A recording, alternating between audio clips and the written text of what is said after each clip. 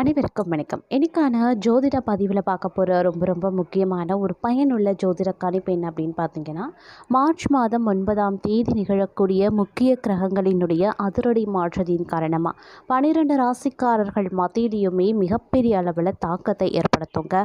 அது மட்டும் இல்லாமல் அடுத்த ஒரு சில தினங்களில் பௌர்ணமி வர நிகழ்கிறது. பௌர்ணமி தினத்தன்று சந்திர கிரகணமும் நிகழப்பெறப் போகிறது. ஹோலி பண்டிகையும் வரப்போகிறது. இவ்வாறாக அடுத்தடுத்த நிகழ்வுகளின் காரணமாக நவக்கிரகங்களில் ஏற்படக்கூடிய மாற்றம் அனைத்து ராசிக்காரர்கள் மத்தியிலையுமே மிகப்பெரிய அளவில் மாற்றத்தை ஏற்படுத்தும்.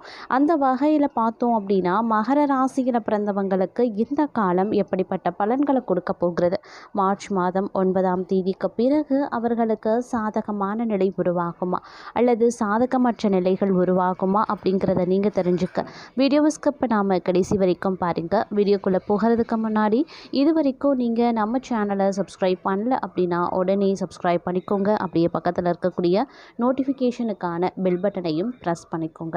சரி நேர்களே, வாங்க வீடியோக்குள்ளே போகலாம். மகர ராசி அன்பர்களே, இந்த காலகட்டம் பெரும்பாலும் உங்களுக்கு ஒரு கலவையான நிலைகளை ஏற்படுத்தும் அப்படின்னு சொல்லலாம். அதே சமயம் மற்றொரு புறம் சவால்களையும் எதிர்கொள்ள வேண்டியதாகவும் இருக்கும். அப்படிங்கிறதுனால கொஞ்சம் உஷாராக நீங்கள் செயல்பட வேண்டியதும் முக்கியமான ஒன்று அப்படின்னு நாங்கள் சொல்லணும். இந்த நேரத்தை பொறுத்த வரைக்கும் ஒரு சில விஷயங்களில் ஏற்றத்தாழ்வுகளும் நிறைந்ததாக இருக்கும். அப்படிங்கிறதுனால சிந்தித்து செயலாற்றக்கூடிய பட்சத்தில் காரிய வெற்றி அடைவீங்க. எதிர்ப்புகள் எதிரிகளினுடைய தொல்லைகள் அனைத்துமே பனிப்போல மறையும் அப்படின்னு கூட சொல்லலாம். வியாபாரம் மந்தமான நிலையில் சென்ற நிலையில் ஓரளவுக்கு சூடுபிடிக்க ஆரம்பிச்சிடும். அதே மாதிரி மற்றொரு புறம் பார்க்கும்போது பொருளாதார ரீதியாக வருமானம் ரீதியாக கொஞ்சம் ஏற்றத்தாழ்வுகளையும் சறுக்கல்களையும் நீங்கள் எதிர்கொள்ள வேண்டியதாகவும் இருக்கலாம். அதே மாதிரி சுப செலவுகளும் அடிக்கடி ஏற்படுங்க.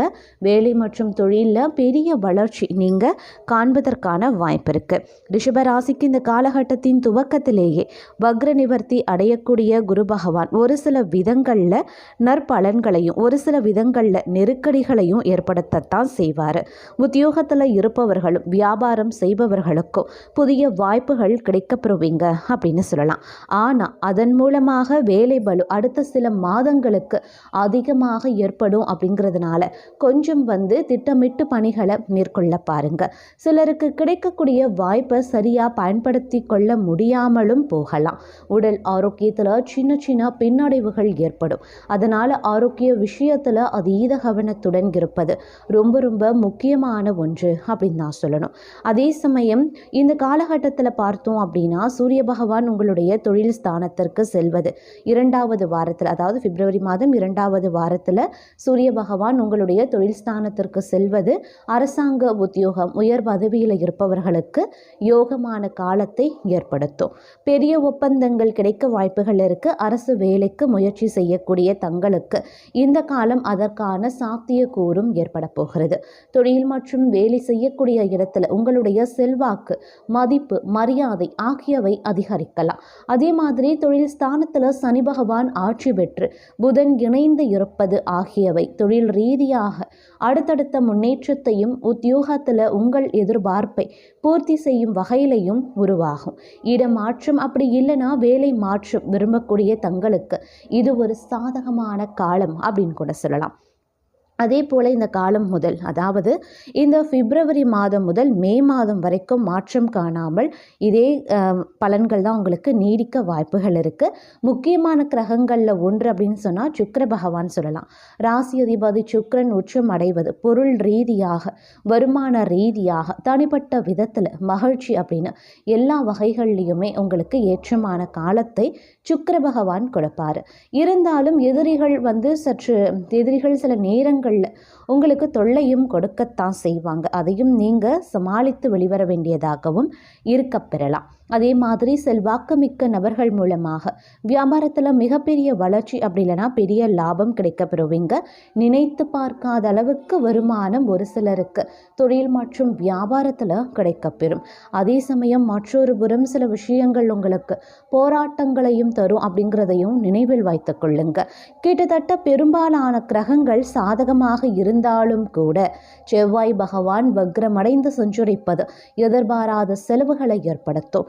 நீங்கள் எதிர்பார்த்ததை விட வருமானமும் லாபமும் அனுகூலமாக பலன்களும் கிடைக்கிறது அப்படின்னாலும் கூட சுபகாரியங்களுக்கு செலவு செய்கிறது, தேவையில்லாத விரயங்கள் ஏற்படுவது போன்றவற்றால் உங்களுக்கு பண நெருக்கடியும் இந்த காலகட்டத்தில் ஏற்பட வாய்ப்புகளும் இருக்க பெறுகிறது அப்படின்னு தான் சொல்லணும்.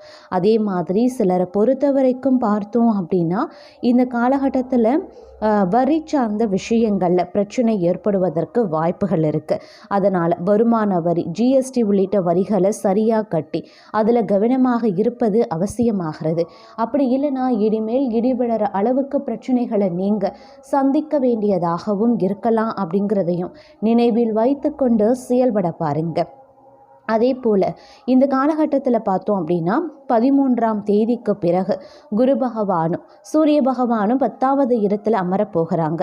அதனால் அரசு துறை சம்பந்தப்பட்ட விஷயங்களில் கருத்து வேறுபாடு ஏற்பட வாய்ப்புகள் அதிகபட்சமாக இருக்குது. அந்த விஷயத்தில் அதிக கவனத்தோடு இருக்க பாருங்க.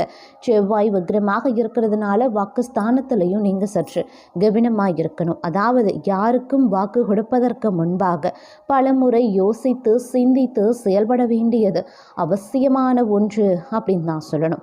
சில நேரங்களில் இந்த காலம் அப்படிங்கிறது நிதி நிலைமையை கொஞ்சம் மோசமாக்க செய்யும். அன்றாட செலவுக்கு கூட சில பேர் கடன் வாங்க வேண்டியது அப்படிங்கிற ஒரு சூழ்நிலை உருவாகலாம். இருப்பினும் கவலைப்பட வேண்டாம். இந்த காலம் உங்களுக்கு பார்த்தோம் அப்படின்னா ஓரளவுக்கு நிதி பற்றாக்குறையை சமாளிக்கக்கூடிய வகையில் உங்களுக்கு பண வருவாயை தரும்.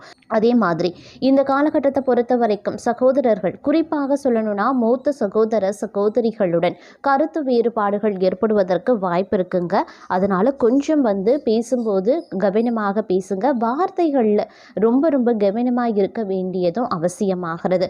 இருந்தாலும் குடும்பத்தினர் உங்களுக்கு ஆதரவாகவே இருப்பாங்க அப்படிங்கிறது உங்களுடைய மனதுக்கு ஒரு மகிழ்ச்சியை ஏற்படுத்தலாம். அதே சமயம் குடும்பத்தில் சின்ன சண்டைகள் ஏற்படுவதை பெரிதாக எடுத்துக்கொள்ளாம சமாதானமாக செல்ல முயற்சிக்க பாருங்க.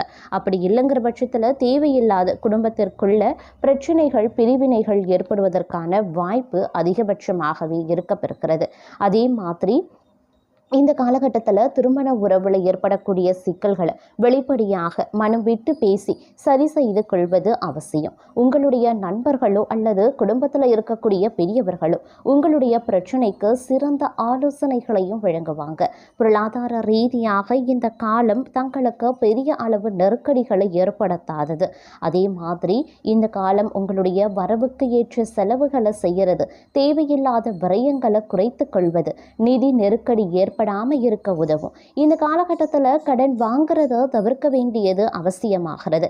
இல்லை அப்படிங்கிற பட்சத்தில் பெரிய அளவு பண பிரச்சனையில் சிக்கிக்கொள்ளவோ நேரிடலாம். பொருளாதார ரீதியான பெரிய முடிவுகளை இந்த காலகட்டத்தில் எடுக்கிறத தவிர்த்து கொள்ளுங்க. அதே சமயம் 7.5 சனி காலத்தில் கடைசி காலகட்டத்தில் இருக்கக்கூடிய தங்களுக்கு உத்தியோகத்தில் இருப்பவர்கள் சின்ன பின்னடைவுகளையும் சந்திக்கவும் நேரிடும். அப்படிங்கிறதுனால பொறுமையை காக்க வேண்டியதும் அவசியமான ஒன்று. உங்களுடைய முயற்சிகளுக்கு உடனடியாக பலன் கிடைக்காது. நீங்கள் எதிர்பார்த்த அங்கீகாரம் பெற கால தாமதங்கள் ஆகலாம். ஓய்வின்றி உழைக்கக்கூடிய சூழல் உண்டாகும். ஆனால் இவை அனைத்துமே சில காலங்களுக்கு மட்டும்தான். நீங்கள் எதிர்பார்த்தது இருக்கும். அதே மாதிரி பதவி உயர்வு அல்லது மாற்றங்கள் விரைவில் உங்களை தேடி வரவும் வாய்ப்புகள் கூடுதலாகவே இருக்கப்பெறுகிறது. தொழில் ரீதியாக இந்த காலம் சாதாரணமாகவும் இருக்கப்பெறலாம். புதிய முயற்சிகளை இந்த காலகட்டத்தில் தவிர்ப்பது ரொம்ப நல்லதுங்க. அதே மாதிரி இந்த காலம் முழுவதுமே தங்களுக்கு உத்தியோக ரீதியாக சங்கடங்கள் ஏற்படுமே தவிர பெரிய அளவு பிரச்சனைகள் எதுவுமே இருக்காது. எல்லா இடங்கள்லையுமே கொஞ்சம் பொறுமையை காத்து வெட்டு கொடுத்து செல்வது அடுத்து வரக்கூடிய காலங்களில் நீங்கள் எதிர்பார்க்கக்கூடிய பெரிய மாற்றத்தையும் அதிர்ஷ்டத்தையும் ஏற்படுத்தி கொடுக்கும் அப்படின்னு கூட சொல்லலாம். அதே சமயம் இந்த காலகட்டத்தை பொறுத்த வரைக்கும் கொஞ்சம் கவனத்தோடு இருக்க வேண்டியதும் அவசியமாகிறது. தங்களினுடைய இனிமையான பேச்சின் மூலமாக எதிலையுமே வெற்றி காணவும் வாய்ப்புகள் அதிகபட்சமாகவே இருக்குது. எல்லா விஷயத்திலையுமே அதீத கவனத்துடன் செயல்படுவது தங்களுக்கு பதவி உயர்வு மற்றும் வெற்றியை தேடி தருங்க.